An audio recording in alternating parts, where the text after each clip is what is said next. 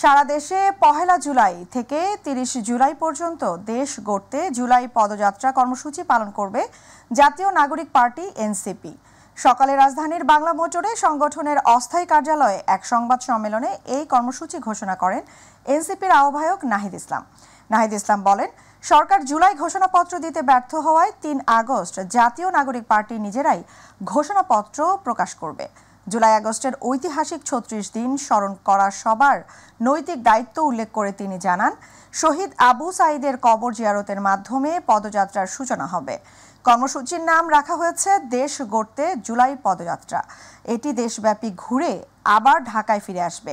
এছাড়া ১৬ জুলাই বৈষম্য বিরোধী শহীদ দিবস পালন করবে এনসিপি। আমরা এই পদযাত্রার নাম দিয়েছি দেশ গড়তে জুলাই পদযাত্রা। আমরা পহেলা জুলাই শহীদ আবু সাঈদের কবর জিয়ারতের মাধ্যমে এই পদযাত্রাটি শুরু হবে। এটি ক্রমান্বয়ে বাংলাদেশের ৬৪টি জেলা প্রদক্ষিণ করবে। আমরা ৬৪টি জেলায় যাব, আমরা শহীদ পরিবারদের কাছে যাব, শহীদের কবর জিয়ারত করব, আহত যোদ্ধাদের সাথে কথা বলবো এবং এই ছাত্র জনতার জুলাই ঘোষণাপত্র এবং ইশতেহার কর্মসূচি রাখছি। সারা বাংলাদেশের মানুষের আকাঙ্ক্ষা, তাদের প্রত্যাশা শুনে তাদেরকে সাথে নিয়ে আমরা ৩রা আগস্ট শহীদ মিনারে ছাত্র জনতার জুলাই ঘোষণাপত্র এবং ইশতেহার পাঠ করব। ৫ই আগস্ট আমরা জানি যে শেখ হাসিনা পলায়নের মাধ্যমে এই গণ-অভ্যুত্থান একটা প্রাথমিক বিজয় অর্জন করেছিল এবং বাংলাদেশের মানুষ নতুন করে স্বাধীনতা এবং মুক্তি লাভ করেছিল। রাজনৈতিক দলগুলোর সঙ্গে আলোচনায় আশাব্যঞ্জক অগ্রগতি হয়নি, তাই জুলাই মাসে জুলাই সনদ নিয়ে শঙ্কা দেখা দিয়েছে বলে জানিয়েছেন জাতীয় ঐকমত্য কমিশনের সহ সভাপতি অধ্যাপক আলী রিয়াজ। রাজধানীর ফরেন সার্ভিস একাডেমিতে জাতীয় ঐকমত্য কমিশনের সঙ্গে রাজনৈতিক দলগুলোর দ্বিতীয় পর্যায়ের ৭ম দিনের বৈঠকের শুরুতে তিনি কথা জানান। এ সময় তিনি ব্যক্তি দল মতের ঊর্ধ্বে উঠে রাষ্ট্রের সুফল বিবেচনা করে রাজনৈতিক দলগুলোকে মতামত দেওয়ার আহ্বান জানান। ঐকমত্য কমিশনে কোনো রাজনৈতিক দলের প্রতিপক্ষ নয় উল্লেখ করে সহ সভাপতি আলী রিয়াজ বলেন, রাষ্ট্র কাঠামো গঠনে সকলের দায়িত্ব পালনে জুলাই শহীদের প্রতি শ্রদ্ধা জানানোর একমাত্র উপায়। সনদ এমনভাবে বাস্তবায়ন করতে হবে যেন জনগণের আকাঙ্ক্ষার প্রতিফলন ঘটে।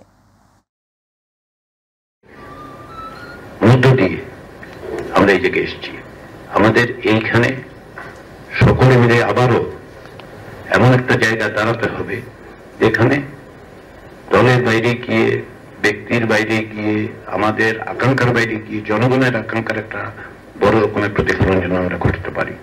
না হলে জুলাই মাস আসছে, আমাদের এই জুলাই ১ বছর আগের জুলাই নয়, আমাদের উপর একটা দায়িত্ব অর্পিত হয়েছে, একটা অভূতপূর্ব সুযোগ তৈরি হয়েছে। এটা আমাদের দায়, এটা আমাদের দায়িত্ব। আমরা সকলে মিলে সেই জায়গায় যেন যেতে পারি, সেই চেষ্টাটা আমাদের অব্যাহত। চেয়ারম্যানের পদত্যাগ ও যৌক্তিক সংস্কারের দাবিতে অনড় জাতীয় রাজস্ব বোর্ড সংস্কার ঐক্য পরিষদ। আজও চলছে কমপ্লিট শাটডাউন ও মার্চ টু এনবিআর কর্মসূচি। সকাল থেকেই কর্মীরা জড়ো হন আগারগাঁওয়ের রাজস্ব বোর্ডের প্রধান কার্যালয়ে। যে কোনো ধরনের অনাকাঙ্ক্ষিত ঘটনা এড়াতে মোতায়েন করা হয়েছে আইন শৃঙ্খলা বাহিনীর সদস্য। সরকারের সঙ্গে আলোচনায় আগ্রহী আন্দোলনকারীরা, তবে তাদের শর্ত হলো আগে এনবিআর চেয়ারম্যানকে অপসারণ করতে হবে। এদিকে শাটডাউন কর্মসূচির কারণে সমুদ্র ও স্থলবন্দরগুলোতে ব্যাহত হচ্ছে আমদানি রফতানি কার্যক্রম।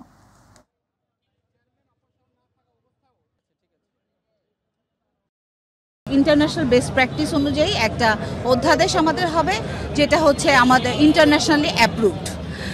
তো সেইটা নিয়ে আমরা আসলে যুদ্ধে নেমেছিলাম বলা যায়। এই রোদে পুরে বৃষ্টিতে ভিজে দলে দলে আমাদের কর্মকর্তা কর্মচারীরা এসছে। এইটার মার্চ চলমান থাকবে কিনা সেটা আমরা আজকে প্রেস ব্রিফিংয়ে জানাবো আপনাদের। আমাদের যৌক্তিক যে আন্দোলন, যৌক্তিক যে দাবি, সেটা নিয়ে আলোচনা করে এটা সমাধান করলে খুবই ভালো।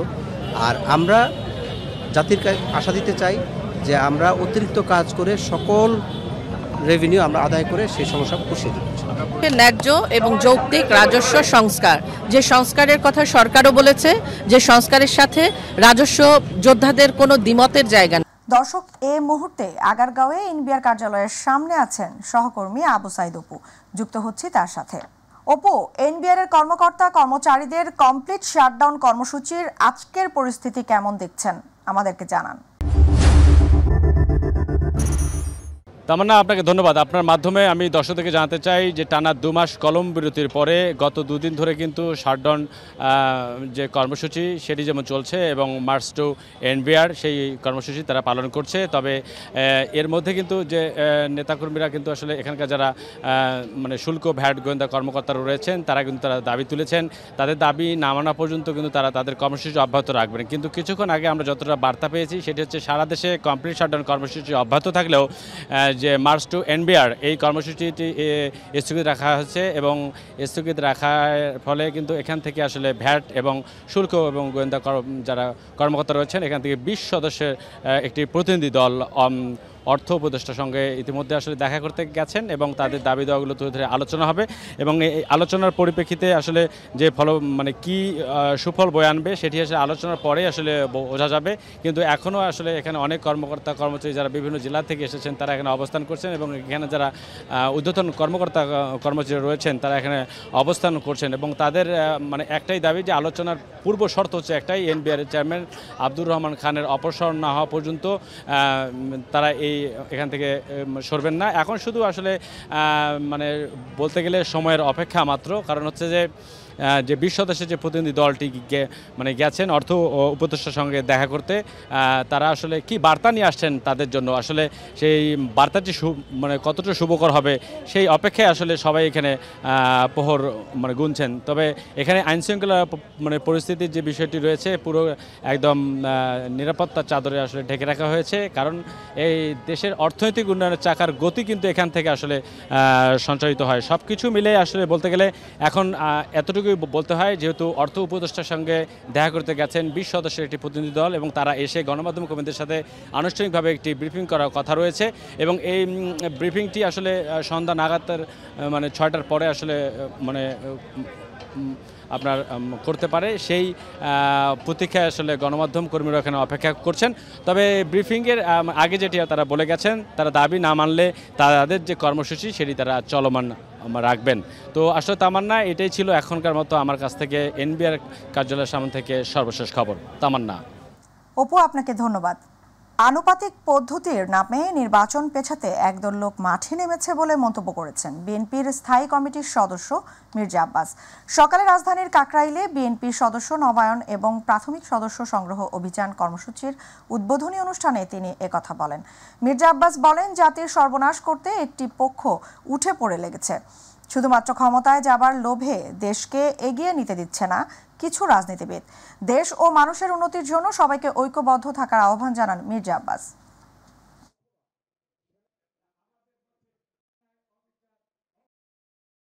চাঁদাবাজদের প্রতিরোধ করতে হবে। যদি এটা বিএনপির হয় তাকে ওই ছাড় দেওয়া যাবে না। আমরা কিছু রাজনীতিবিদ শুধুমাত্র ক্ষমতায় যাওয়ার লোভে একদল, আর কিছু রাজনীতিবিদ ক্ষমতায় যেতে দেব না আরেক দল, এই করে দেশটাকে আমরা গত 50 বছরে এগোতে দিলাম না। পিআর সিস্টেম না হলে নির্বাচন হতে দেওয়া হবে না, স্থানীয় সরকার আগে না হলে নির্বাচন দেওয়া হবে না, বিচার না হলে আগে নির্বাচন হতে দেওয়া হবে না। আরে ভাই, আপনাদের শুধু না বলার জন্য বলা হয়েছে নাকি? আর আমরা বিএনপি যদি বলি হবে হবে এবং হবে, হতেই হবে। সুতরাং কোন রকম কনফ্রন্টেশনে বিএনপি যেতে চায় না। বিএনপির সিনিয়র যুগ্ম মহাসচিব রুহুল কবির রিজভী বলেছেন, গণতন্ত্রের চর্চা ও এর কার্যপ্রক্রিয়াকে মজবুত করতে হবে যেন ফ্যাসিবাদের উত্থান না হয়। গণতন্ত্রে নাগরিক স্বাধীনতার নিশ্চয়তা দেয়াই নতুন বাংলাদেশের পথ চলা। দুপুরে নয়াপল্টনে দলের কেন্দ্রীয় কার্যালয়ে সংবাদ সম্মেলনে তিনি এসব কথা বলেন। বৃহত্তর স্বার্থে সবাইকে এক হবার আহ্বান জানিয়ে তিনি বলেন, শুধু ক্ষমতায় যাওয়া মূল বিষয় নয়, বরং জুলাই গণ অভ্যুত্থানে শহীদদের স্বপ্ন বাস্তবায়ন করাই রাজনৈতিক নেতৃবৃন্দের মূল লক্ষ্য হওয়া উচিত। এদেশের প্রত্যেকটি মানুষই ইন্ডিভিজুয়াল এক একজন শক্তি। গণতন্ত্রে নাগরিক স্বাধীনতার যে নিশ্চয়তা দেওয়া হয়েছে সেই নিশ্চয়তা পূরণ করতে হবে আমাদের এই গণতান্ত্রিক আন্দোলনের বিজয়ের পরের পথ চলার মধ্যে। আমরা এর আগেও বলেছি, নানা বিবাদ থাকবে, সমালোচনা থাকবে, পরস্পরের সাথে আমরা ঝগড়াও হতে পারি, কিন্তু বৃহত্তের স্বার্থে আমরা যাতে এক থাকতে পারি, এক হতে পারি, আমাদের সেটাও মনের মধ্যে থাকতে হবে। আমাদের একদিকে রাষ্ট্রীয় স্বাধীনতা, সার্বভৌমত্ব সুরক্ষা, এবং বহুদলীয় গণতন্ত্রের পথ চলা, এই দুটোর সম্মিলনেই বাংলাদেশের শহীদদের স্বপ্নের যে দেশ, সেই দেশ গড়ে তোলা সম্ভব। নিম্ন আদালতের বিচারকদের চাকরির শৃঙ্খলা বিধি অনুমোদন ও গ্রহণ করে 2018 সালের আপিল বিভাগের রায় স্থগিত করেছেন আপিল বিভাগ। একই সঙ্গে যে আদেশ দিয়েছিলেন আপিল বিভাগ, সেই আদেশের বিরুদ্ধে আপিলের অনুমতি দিয়েছেন সর্বোচ্চ আদালত। সকালে প্রধান বিচারপতি ডক্টর সৈয়দ রেফাত আহমেদের নেতৃত্বাধীন 6 বিচারপতির আপিল বেঞ্চ এই আদেশ দেন। এই আদেশের ফলে সংবিধানের 116 অনুচ্ছেদ নিয়ে হাইকোর্টে যে রিট শুনানি চলছে তা নিষ্পত্তি করতে আর কোনো বাধা থাকলো না বলে জানিয়েছেন আইনজীবী মোহাম্মদ শিশির মনির।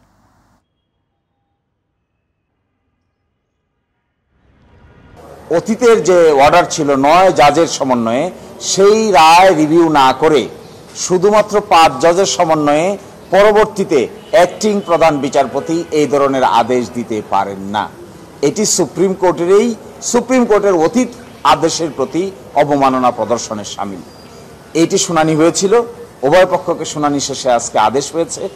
আদেশে এখনকার মাননীয় আপিল বিভাগ প্রধান বিচারপতির নেতৃত্বে 3রা জানুয়ারি 2018 তারিখে যে আদেশটি গ্রহণ করেছিলেন জনাব বিচারপতি ওয়াহাব মিয়ার নেতৃত্বে, সেই আদেশটিকে স্থগিত করে দিয়েছেন।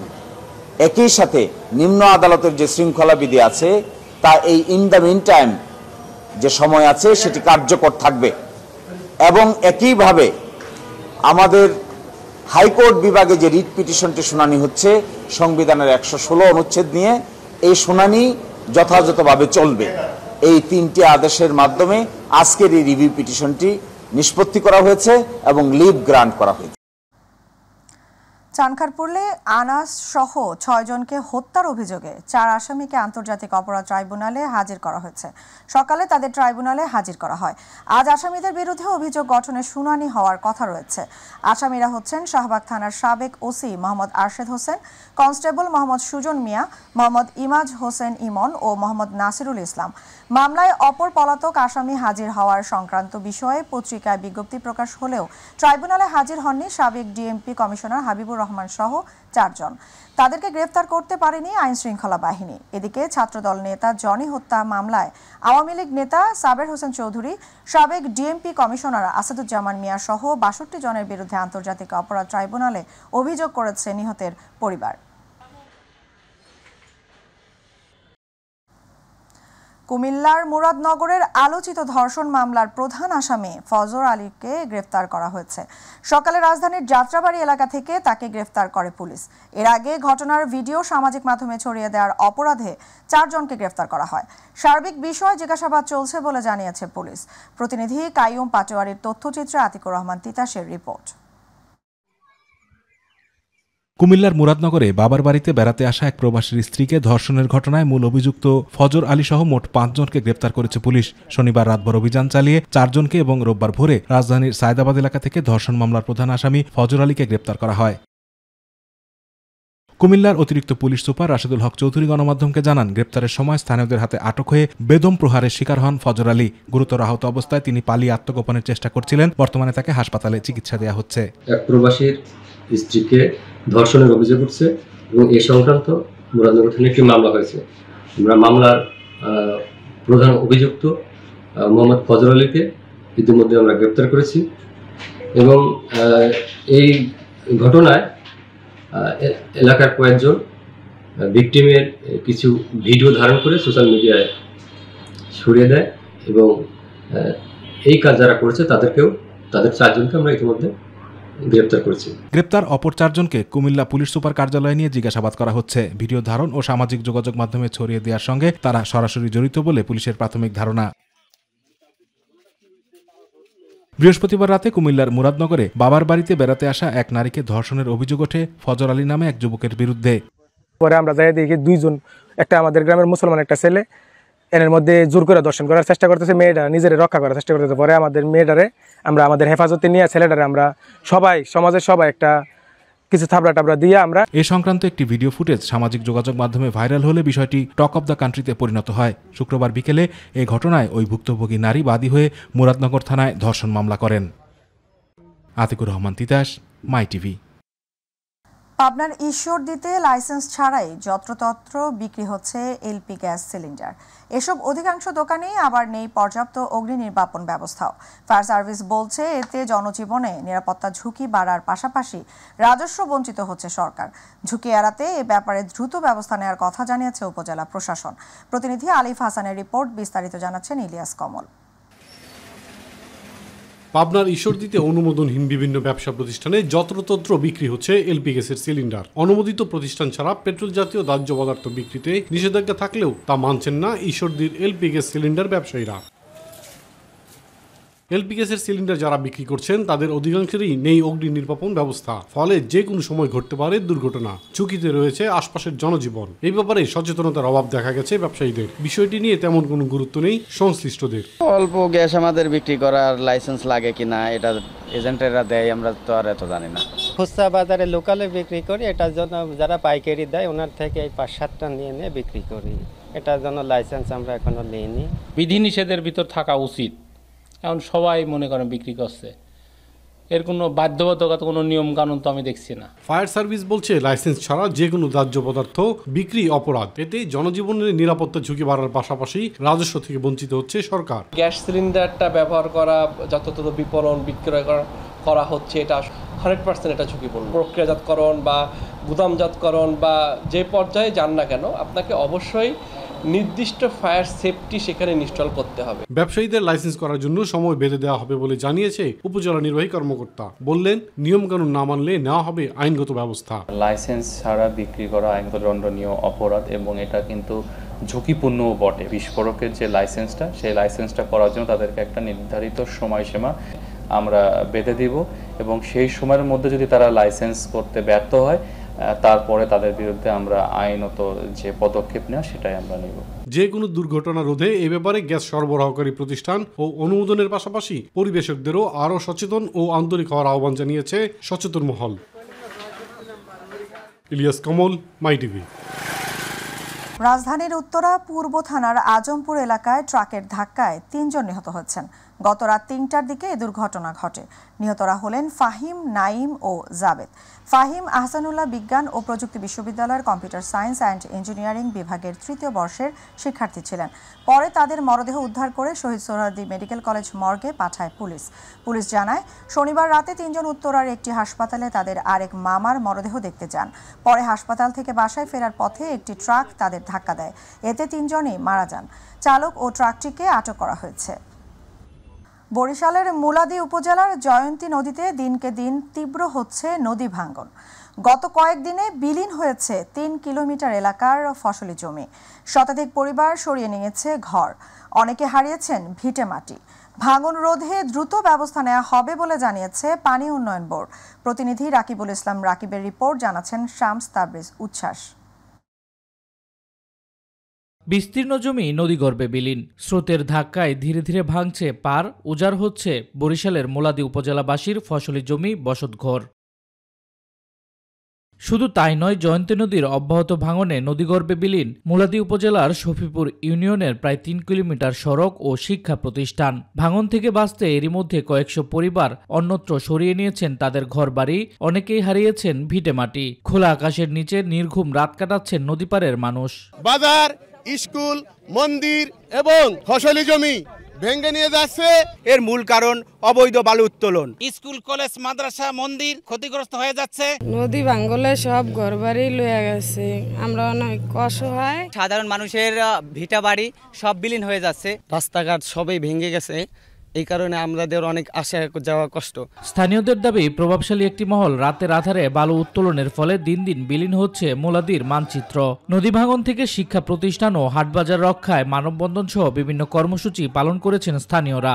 বালু উত্তোলনের মধ্য দিয়ে যে ভাঙন সৃষ্টি হয়েছে এটা রোধ করা যাচ্ছে না এবং প্রশাসনিক সকল ঊর্ধ্বতম কর্মকর্তার প্রতি আহ্বান জানাবো অতি দ্রুত এই নদী ভাঙন রোধ করার জন্য পদক্ষেপ নেন। ভাঙন রোধে কাজ শুরু করতে তালিকা করে মন্ত্রণালয়ে চিঠি দেওয়া হয়েছে। দ্রুত ব্যবস্থা নেওয়া হবে বলে জানিয়েছে পানি উন্নয়ন বোর্ডের নির্বাহী প্রকৌশলী। জরুরি কার্যকর ব্যবস্থা গ্রহণের জন্য আমরা একটি প্রাক্কলন প্রস্তুত করেছি। আমরা চেষ্টা করব অতি দ্রুত এখানে জরুরি কাজ বাস্তবায়ন করা হবে। জয়ন্তী নদীর ভাঙন থেকে 5টি গ্রাম, 6টি শিক্ষা প্রতিষ্ঠান এবং 2টি বাজার রক্ষায় দ্রুত পদক্ষেপ নেবে কর্তৃপক্ষ, এমনটাই দাবি স্থানীয়দের। শামস তাবরেজ উচ্ছ্বাস, মাই টিভি নিউজ ডেস্ক।